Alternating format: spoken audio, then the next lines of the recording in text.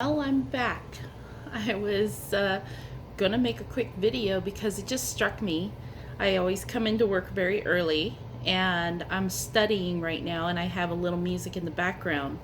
And it hit me how much music really kind of jives you up and everything. And I've said it before because I've talked about lyrics and stuff.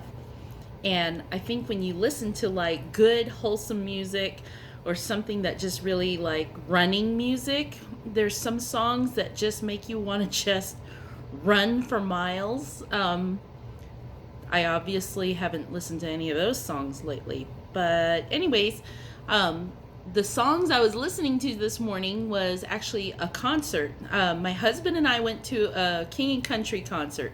For King and Country, Luke and Joel Smallbone. Those boys, they're great. They're just really humorous and they're fun. And when we went to their concert, it was awesome. I mean, they just like had everybody fired up. I mean, everybody started at like a 5, and by the end of the concert, we were all like soaring at a 15. It was ridiculous. And so I started thinking about the lyrics to these songs. And have you ever like just listened to a song and the all of a sudden some words popped out at you and you're like, "Oh my god, that's me. That's totally me."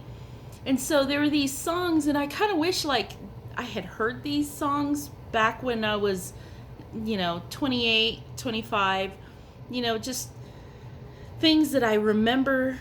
I heard these words and I remember feeling that way back then. And my husband and I had talked about, sometimes the words we'd be listening to a Zach Williams song and my husband will tell me like, "Yeah, that's so true. Did you hear what he said? That's so true." And it is. And so I'll show you what I mean. Back when I was in the military, and it wasn't the military so much as it was my previous marriage, my first marriage. And I'm not going to demonize my ex-husband. He is a good person. But sometimes when your love language is different from someone else, and then the rest of society kind of expects you, not society, but in my case, it was the military. They expected you to kind of be a certain way. It was very hard for me because I felt like I was just bound. And I was pretending to be someone I was not. I was trying to impress people I shouldn't have. My poor ex, he and I, we were good friends, and I want to say we loved each other at one time or before, but our love languages were totally different things. He didn't feel loved, I didn't feel loved, and it was more of a mutual friendship that we stayed together for my son's sake. And so feeling like that really made me feel like this. These words that I'm listening to out of the King and Country concert really just hit me today. And I was like, I remember feeling like that. The words in the song, I can't really play the song because I got a warning from YouTube the other day because I was playing music in the background and I was having a great time, and YouTube told me I was plagiarizing someone else's music. So we can't play the song, but there is a song by King and Country called "Fight On, Fighter." And if you've seen their concert in 2020 and 2021, the Burn the Ships concert, they play this song. And in the song, they say, "Fight on, fighter. Don't let anyone steal your fire." That's how I felt. And then it says, "Fight on, fighter. The spirit is alive inside you."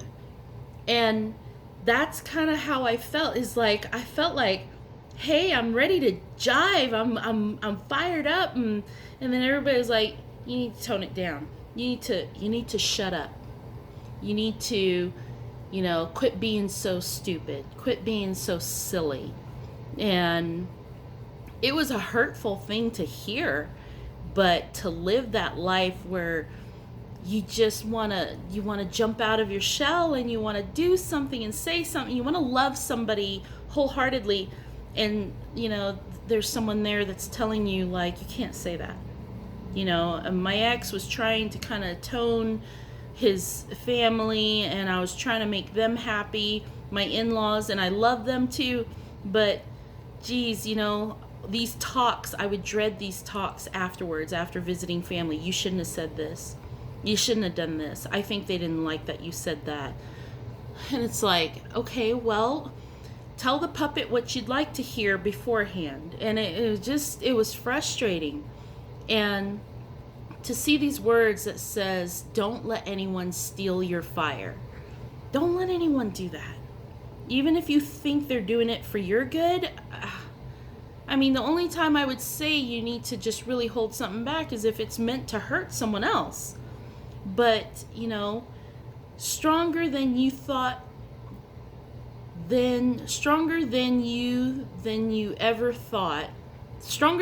thought, I know you're stronger. Braver than you were before. You know you're braver. Oh no, you don't have to be afraid. Together we'll face it. So don't ever stop, no matter what, because you're going to make it. I don't know what I would have paid to hear those words back then. The old me probably knew that, but figured since no one was saying it, maybe I was wrong. But now that I'm old and I care less about what people think, and I know who I am and I know what I'm about, it's different. There was an old song, I remember always hearing this song. It's from Sanctus Real, and the song is called Forgiven. It's kind of a sadder song, but I mean, it means well, because in the words, it just starts off this way. Well, the past is playing in my head, and failure knocks me down again. I'm reminded of the wrong that I have said and done, and that devil just won't let me forget. There's more. We'll talk about that, but there's more. It goes on with the lyrics, I'm forgiven, and I don't have to carry the weight of who I've been because I'm forgiven. Then he says, my mistakes are running through my mind. I relive my days in the middle of the night. And I struggle with my pain. I wrestle with my pride.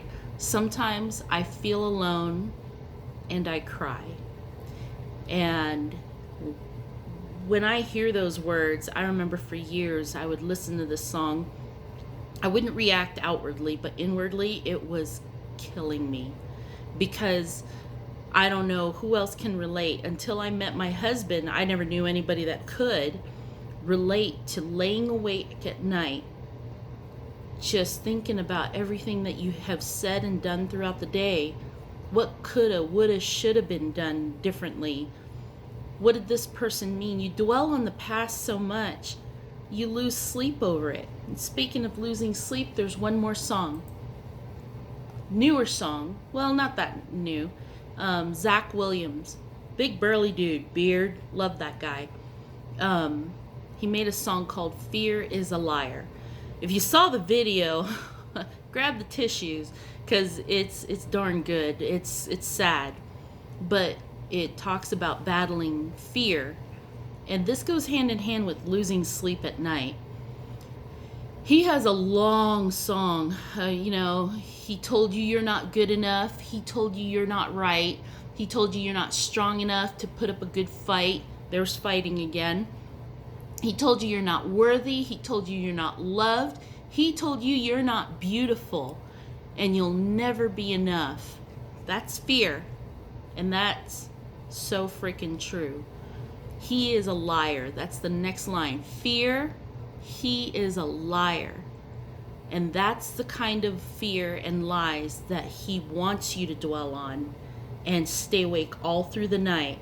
And he wants to use it to make you afraid to be who you are, and think that opening up and being yourself and being joyful about something, or doing something sporadic for somebody for no reason at all. I challenge you to do something for somebody you don't know for no reason at all. See how you feel about it. Watch, see how they feel about it. They'll be afraid. They think you're a lunatic. But coming from a lunatic like me, I'll tell you it's worth it. And these words from these songs, I didn't even get to the part where I was really reading it. It was, when he told you were troubled and you'll forever be alone. He told you should run away and you'll never find a home. He told you were dirty and you should be ashamed. He told you could be the one that grace could never change. Oh yeah, fear likes to make you feel like crap. And goes into the things, and this is the one. When I first heard this song from Zach Williams, that's when I said, I totally know what he's talking about. He says, fear, he is a liar. He, the devil. He will take your breath, stop you in your steps. He will rob you of your rest, steal your happiness.